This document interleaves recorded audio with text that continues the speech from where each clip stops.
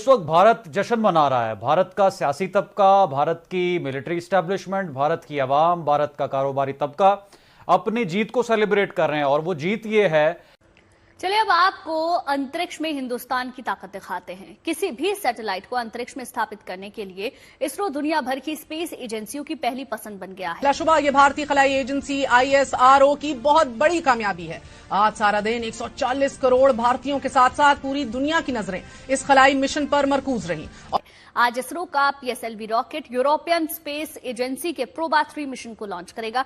PROBA 3 को अंतरिक्ष में ऐसी कक्षा में स्थापित करना है जहां सैटेलाइट को पहुंचाना सिर्फ काबिल और अनुभवी स्पेस एजेंसी के ही बस की बात है। देखिए, वजीर आजम नरेंद्र मोदी ने इस मौके पर कौम से खिताब करते हुए कहा कि हार से सबक सीखकर जीत कैसे रकम की जाती है। इसरो का PSLV rocket European space agency के जिस प्रोबा 3 मिशन को लॉन्च कर रहा है उसमें एक नहीं बल्कि 2 सैटेलाइट है। चंद्रयान 3 की कामयाबी ने भारत को साइंस और टेक्नोलॉजी और तहकीक की दुनिया में कहीं आगे पहुंचा दिया है। इस प्लेटफॉर्म के जरिए एटलीस्ट मैं तो मुबारकबाद देना चाहूंगा इंडिया को, उनकी हुकूमत को, ISRO को और पूरी उनकी आवाम को कि एक बहुत बड़ा लैंडमार्क उन्होंने अचीव किया है। इन दोनों सैटेलाइट का कुल वजन 550 किलो है। इन दोनों सैटेलाइट को सूरज के सबसे बाहरी परत के अध्ययन के लिए डिजाइन किया गया है और ये बतदरीज सलाहियत में इजाफा हुआ है। बुनियादी तौर पे जो टेक्नोलॉजी होती है उसको SLV कहते हैं, space launch vehicle.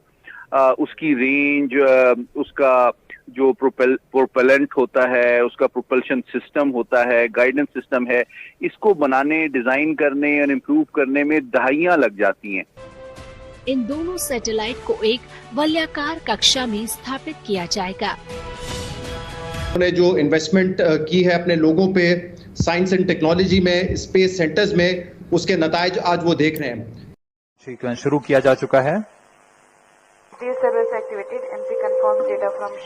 Countdown leading for the launch of SSLV has from all participating teams.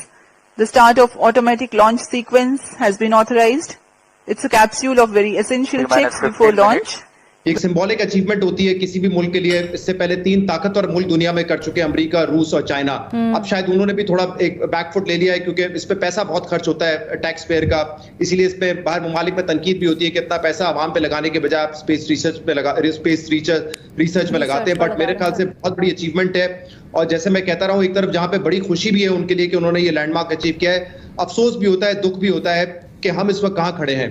मैं कई मर्तबा इस प्रोग्राम में ये बात कर चुका हूं कि हम जैसे लोग हैं, almost similar culture, similar background, हो सकता है उनका बेसिक IQ लेवल भी हमारे बराबर हो, लेकिन आज हम कहाँ हैं और वो कहाँ हैं। उनकी अचीवमेंट देख के खुशी होती है, लेकिन ये देख के अफसोस होता है कि हम कहाँ पर हैं। हम अपने बजट से बमुश्किल इस वक्त कर्ज की अदायगी कर पा रहे हैं, तो कब हम ये मिलियंस ऑफ डॉलर अपने स्पेस रिसर्च पे लगाएंगे, इसका इल्म नहीं है कि हम कोई ऐसी ना सिर्फ स्पेस रिसर्च, वो तो बड़ी आगे की बात है शहजाद। बिल्कुल दुरुस्त आपने शानदारी करे। हम तो यहाँ पर अभी तक एजुकेशनल रिफॉर्म्स नहीं कर पाए। हम एजुकेशन और हेल्थ केयर के लिए कितना, आप बिल्कुल सही कह रहे हैं, लेकिन मसला यहाँ पर यह है कि अगर हमारी तरजीहात दुरुस्त हों और हम इन मसले मसाइल से बाहर निकलें तो फिर हम आगे कुछ सोचें और दूसरों से कंपेयर करें।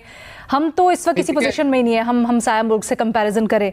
अब मसाइल तो इंडिया में भी बहुत है, गरीब गुर्बत वहां पे भी बहुत है, वहां पे भी बच्चे स्कूल से बाहर हैं। ये इश्यूज हर मुल्क में होते हैं, शायद डेवलपिंग कंट्रीज में ज्यादा होते हैं as compare to developed countries, लेकिन इसके बावजूद उन्होंने ये लैंडमार्क अचीव किया है। हमारे लिए सीखने के लिए बहुत कुछ है। हमने ना साइंस एंड टेक्नोलॉजी में उस तरह इन्वेस्ट किया, ना IT में इन्वेस्ट किया, ना बेसिक एजुकेशन में हमने उस तरीके से इन्वेस्ट किया। इंडिया का निजाम आप दुरुस्त कह रही हैं, हमसे तो बहुत बेहतर है, इश्यूज है लेकिन हमसे बहुत बेहतर। बट हम वाकई में ये लेजिट सवाल है, क्या हम सीख पाए हैं? क्योंकि आज फिर हम देख रहे हैं कि हम वही जो पनामा में हुआ वही हम दोबारा पेंडोरास बॉक्स खोल के बैठे हैं। तोशा खाना में भी उसी की झलक नजर आती है। सवाल कर रहे हैं कि क्या पनामा की हिस्ट्री दोहराई जा रही है। फिर सुप्रीम कोर्ट से आज जिस तरह के रिमार्क्स आए उसके ऊपर खदशात का इजहार हो रहा है। तो इस रोशनी में इसको कैसे देखते हैं?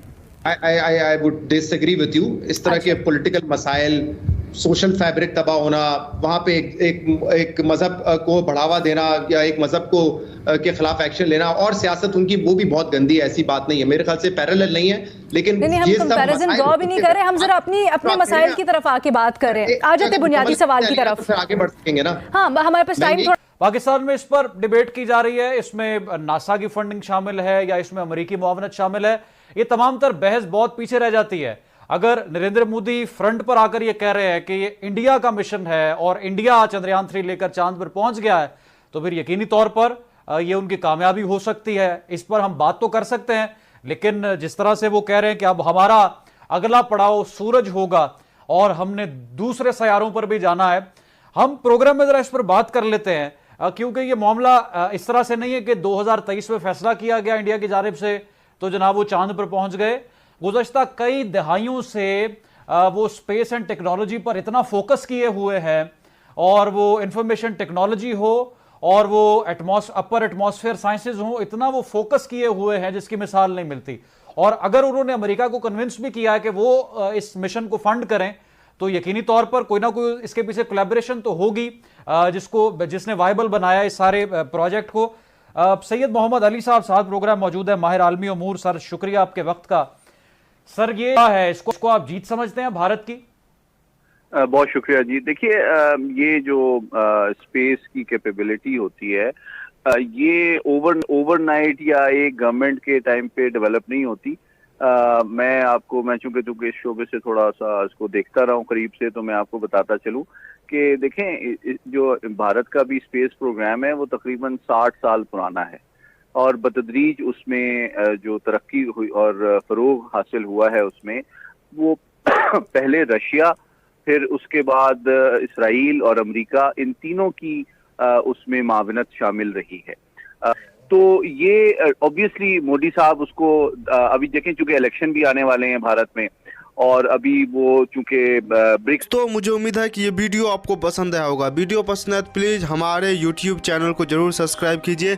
इसी प्रकार का भविष्य में वीडियो देखने के लिए चैनल को सब्सक्राइब कीजिए। हमारे इस YouTube चैनल पे आपको इससे भी ज़्यादा इंटरेस्टिंग वीडियो भविष्य में देखने को मिलता रहेगा।